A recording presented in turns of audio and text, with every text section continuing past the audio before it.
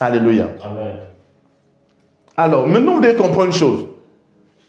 La prospérité financière est étroitement liée à toi. L'abondance est étroitement liée à toi. Et c'est lié à ton intérieur. Le prophète a dit, car il est tel les pensées de ton âme.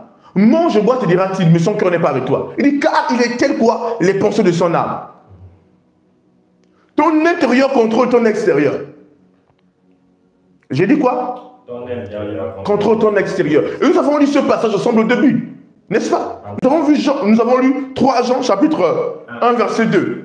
Il a dit quoi? Bien-aimé, je souhaite, je désire que tu prospères à tous égards et sois en bonne santé comme prospère l'état de ton âme. En d'autres termes, il dit, la prospérité extérieure dépend de la prospérité intérieure. Il dit, si tu peux prospérer à l'intérieur de toi, tu seras prospère à l'extérieur. Alors le problème c'est quoi? C'est que certains n'ont pas prospéré à l'intérieur. Ils ne peuvent pas prospérer à l'extérieur. Je vous choque. Pourquoi certains ont des résultats de 10 000 francs? Parce qu'ils ont 10 000 francs à l'intérieur d'eux. Ils ont la prospérité de 10 000. Non, et si tu ne parles pas, si tu ne crois pas en l'intégrité de la parole de Dieu, je ne parle pas à toi. Qui me suis ici? Je parle à ceux qui savent qu'ils sont appelés à dominer. Amen. Je parle aux mystiques. Amen. Je parle aux êtres spirituels, amen, aux êtres surnaturels, amen, aux autres qui croient au pouvoir de Dieu, amen, à la puissance de Dieu. Amen. La limitation de beaucoup de chrétiens sur leur intérieur. Et je vais vous dire une chose. Beaucoup, le diable combat la prospérité des chrétiens. Vous allez voir que des tels messages, vous allez voir que des gens vont s'agiter parfois pour attaquer des tels messages. Pourquoi? Parce que le diable combat la prospérité des chrétiens. Parce qu'il sait que si les chrétiens se lèvent et prospèrent, il a perdu beaucoup de choses. Je te dis que la pauvreté est tellement avantageuse pour qui? Pour le royaume des ténèbres et pour le diable. Tellement de mauvaises choses sont faites parce que les hommes sont pauvres.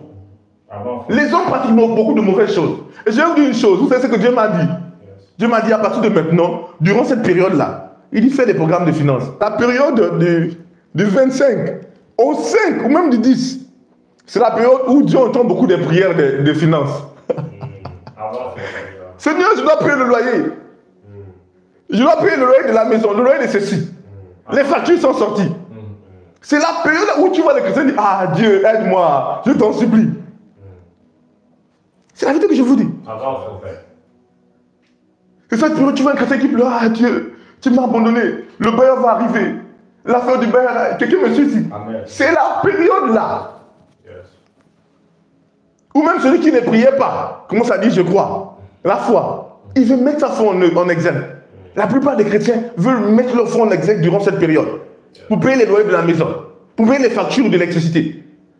Peut-être l'argent des études des enfants. La scolarité, merci. Beaucoup de choses. Certainement vont envoyer l'argent à leurs parents. Il y a beaucoup de choses comme ça durant cette période. Donc c'est chaud comme ça durant cette période.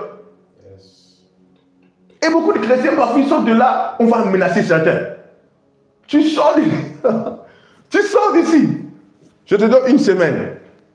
Quelqu'un me suit ici? Amen. Amen.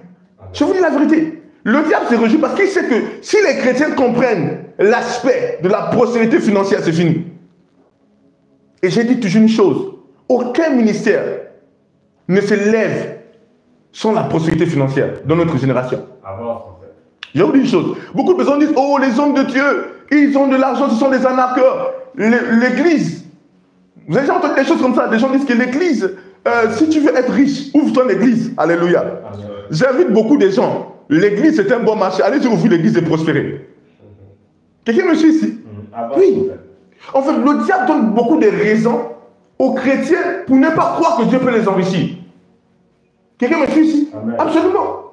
Si l'église est le grand marché d'aujourd'hui pour que les gens soient prospères, allez ouvrir les églises et prospérer. Quelqu'un me suit ici? Amen. Mais toutes les personnes qui marchent dans l'évangile et qui comprennent l'enjeu du royaume, comprennent pourquoi vous allez voir que toutes les personnes qui excellent avec des ministères sont contraintes à comprendre le secret pour prospérer. Parce que le salut est gratuit, mais l'évangélisation n'est pas gratuite. Et puisque les hommes de Dieu se trouvent face à cette situation, ils sont obligé de découvrir les secrets spirituels pour les élever financièrement. Quelqu'un me suit ici? C'est la vérité. Mais si tous les chrétiens savaient que c'est possible, parce qu'un homme de Dieu, c'est quelqu'un qui a abonné sa vie en Christ. Il dit, ah Seigneur, je ne compte que sur toi. Quelqu'un me suit ici? Amen. Mais celui qui n'a pas su abonner sa vie, qui ne compte pas sur Dieu, il va trouver tous les voies et moyens. Beaucoup de chrétiens ne comptent pas en réalité sur Dieu à propos des finances. Ils ne croient pas que Dieu peut les élever financièrement. Ils ne croient pas qu'il y a des secrets, il y a des lois pour prospérer. Mais nous sommes cette génération. Amen. Quand je parle souvent des programmes financiers, je vous explique combien de fois on a commencé le trou du Saint-Esprit, n'est-ce pas? Amen. Combien de fois on te dit que tu dois payer la salle? Et toi, toute la nuit, tu dis j'appelle l'argent. Tu déclares. Et l'argent arrive de manière surnaturelle. Je vous donne souvent mes témoignages, combien de fois j'utilise des lois spirituelles pour appeler l'argent, pour emmener l'argent. Quelqu'un me suit ici? Oui. Amen. Combien de fois, souvenez-vous, durant cette saison-là, je dis souvent à des frères que vous voulez que je lève quelle crypto-monnaie. Vous vous souvenez de ça, n'est-ce pas? Ouais. Comment c'est possible? En fait, parce que beaucoup de chrétiens se disent, et quand les inconvertis disent ça, on détruit la foi des chrétiens dans la prospérité financière. C'est la vérité que je vous dis. Quand on dit, bon, vous voyez les miracles là, c'est faux. Ils payent des gens. Donc vous affirmez quand même que les chrétiens sont riches, les pasteurs sont riches. Et ils payent des gens pour pouvoir les guérir. Quelqu'un me suit ici? Amen. Donc vous voyez que quand on donne des tels arguments, les chrétiens disent, ah c'est vrai. Les chrétiens n'arrivent plus à croire au surnaturel, à la guérison. Ils n'arrivent plus à croire en certaines choses. Ils ne croient même pas à la prospérité divine. C'est pourquoi j'invite tous les chrétiens qui croient, ou des personnes qui ont dit que les pasteurs sont enrichis avec l'église. Je les invite à aller ouvrir les églises. Oui, c'est facile. Allez-y le faire. Pourquoi? Parce que quand on donne des raisonnements comme ça, les chrétiens ne croient plus en la puissance de Dieu. Moi, j'ai vu l'argent apparaître dans mes vêtements. J'ai vu l'argent apparaître par des lois spirituelles. J'ai vu tout le temps les miracles d'argent. Je peux te dire, si Dieu te met à cœur de s'aimer dans la vie du prophète Élisée, ce n'est pas de ta faute, c'est la loi spirituelle. Quelqu'un me suit ici? Absolument. Les gens ne comprennent pas les principes qui marchent